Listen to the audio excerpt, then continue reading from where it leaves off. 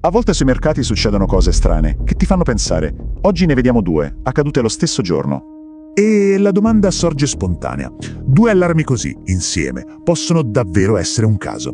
Partiamo dal primo indizio. Fidati, è una roba grossa, una scommessa sull'argento mai vista prima. Immagina questo. In un solo giorno qualcuno compra una valanga di opzioni sull'argento. Un volume pazzesco. Pensa a queste opzioni come a un biglietto della lotteria. Scommetti su un evento quasi impossibile per fare il botto. No, non era un'operazione normale. Era una scommessa enorme, rischiosissima. Praticamente un all-in. E ora, attenzione, nello stesso momento ecco il secondo indizio, stavolta dal mondo delle banche.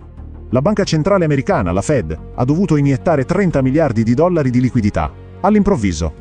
Questi soldi sono arrivati da un mercato chiamato repo. Quando si agita è una spia che si accende. L'idea del banco dei pegni è perfetta. È lì che le banche corrono quando hanno bisogno di soldi subito. Ma perché tutta questa fretta? Ti chiedi, a cosa si stavano preparando le banche? Per capirlo dobbiamo guardare la situazione globale. Allarghiamo un po' la mappa.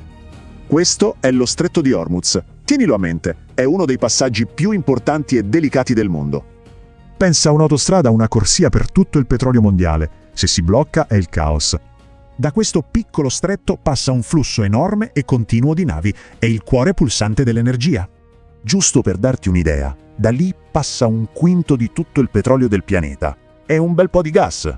E come se non bastasse, in quella zona la tensione tra USA e Iran era altissima. Capisci il rischio? Ok, adesso proviamo a unire i puntini. E se quelle due mosse fossero state una preparazione a qualcosa? Immagina che succeda un casino a Hormuz. La prima conseguenza, il prezzo del petrolio vola alle stelle. A quel punto, chi ha scommesso sull'argento vince. E le banche, con la liquidità, si proteggono dalla tempesta. Occhio però, non c'è nessuna prova ufficiale di un collegamento. È importante dirlo, è un'ipotesi. Ma anche se è solo una teoria, ti fa vedere come si muovono certi grandi giocatori prima che scoppi il caos. E la domanda finale resta: abbiamo visto solo del rumore di fondo o le prime avvisaglie di un terremoto?